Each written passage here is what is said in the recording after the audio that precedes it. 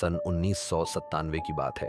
राजस्थान की वीरान धरती पर एक उजड़ा हुआ महल है। गांव वाले उसे भूतों का दरबार कहते हैं।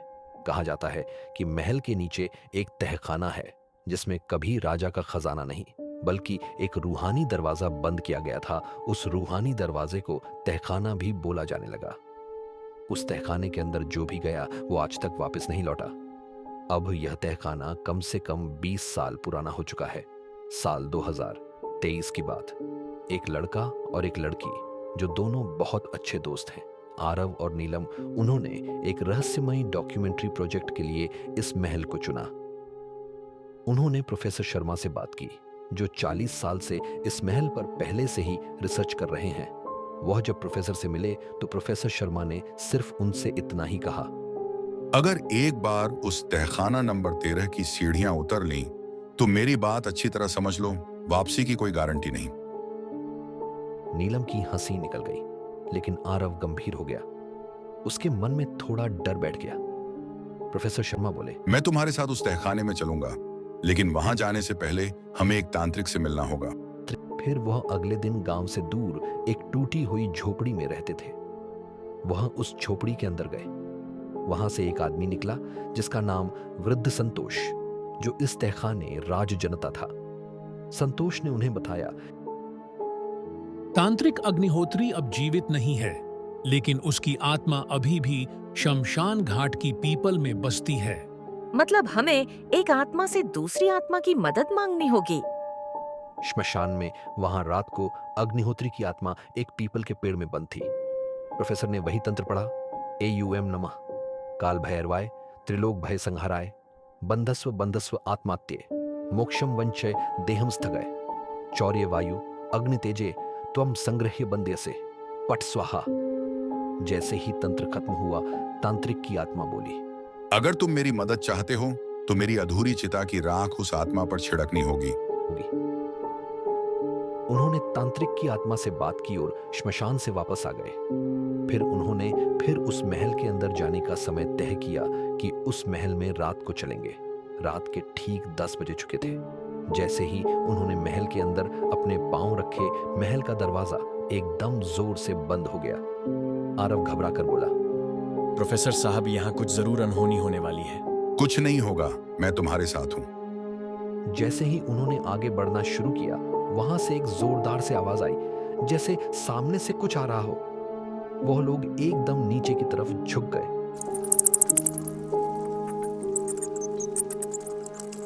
उन्होंने देखा कि टूटी खिड़कियों से आती हवा की सीटें और सीलन से भरी दीवारें। आरव और नीलम प्रोफेसर के साथ महल में दाखिल हुए तो वह लोग थोड़ा आगे गए तो प्रोफेसर ने पुराने नक्शे से एक पत्थर की दीवार का दरवाजा खोला।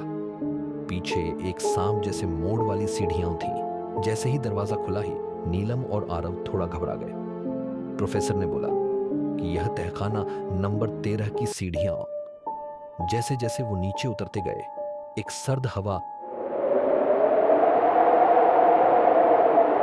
पत्थर का दरवाजा था जिस पर लिखा था, जो मरा नहीं वो यहीं बंद है।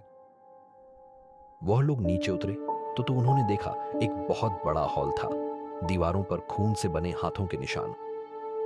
उन्होंने आसपास देखा कि सन्नाटा ही सन्नाटा हो गया।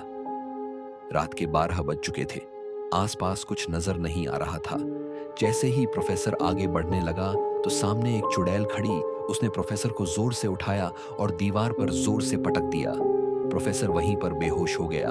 आरव जल्दी से भूत भगाने वाला मंत्र पढ़ने लगा, ओम काल भैरवाय नमः, अग्निज्वाल समः तेजो ममम देहि भयहरम, भूतो यत्र विचरन्ति तत्र नैव स्थिरो भव, ओम हूं फट स्वाहा। उस आत्मा पर आरव के मंत्र का कोई असर नहीं हुआ। यह समय भूतों के तांडव वाला समय होता है। वह चुड़ैल आरव को भी खींचकर एक कमरे में ले जाने लगी तो नीलम जोर जोर से चिल्ला रही थी, आरव तुम इसे कहां ले जा रही हो? जोर जोर से वही मंत्र पढ़ रही थी। जैसे तैसे करके उस चुड़ैल ने आरव को छोड़ दिया, लेकिन वह चुड़ैल जोर जोर से हंस रही थी और बोल रही थी कि तुम यहाँ हमें भगाने के लिए आए हो। करीब रात के 2 बज चुके थे। आरव जब थोड़ी देर के बाद होश में आया तो उसे संतोष की एक बात याद आई। संतोष ने बोला था कि मंत्र के साथ ही वह अधूरी राख उस चुड़ैल के सामने फैलानी होगी। फिर वह चुड़ैल खुद ही तुम्हारे सामने से हट जाएगी।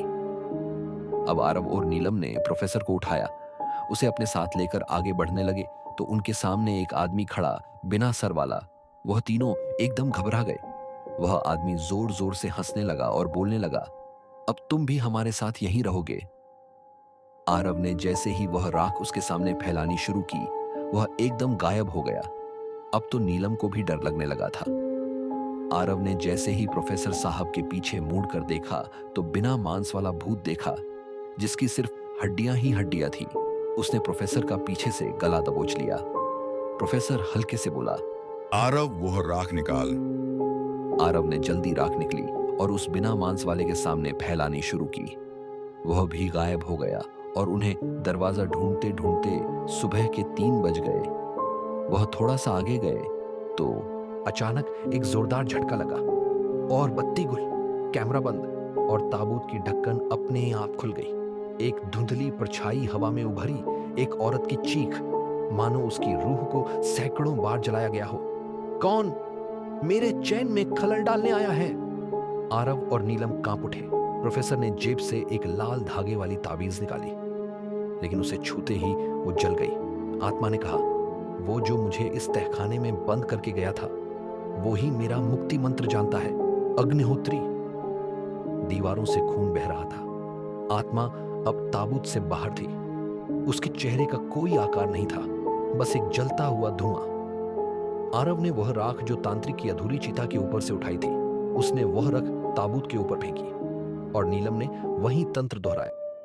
एयूएम नमः काल भैरवाय, त्रिलोक भय संहाराय, बंधस्व बंधस्व आत्मात्ये, मोक्षम वंचय, देहम स्थगय, चौर्य वायु अग्नि तेजे, त्वम संगृह्य बंद्यसे, फट स्वाहा।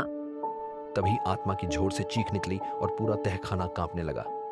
पत्थर गिरने लगे, दीवारें चटक गई और एकदम से ताबूत वापस बंद हुआ।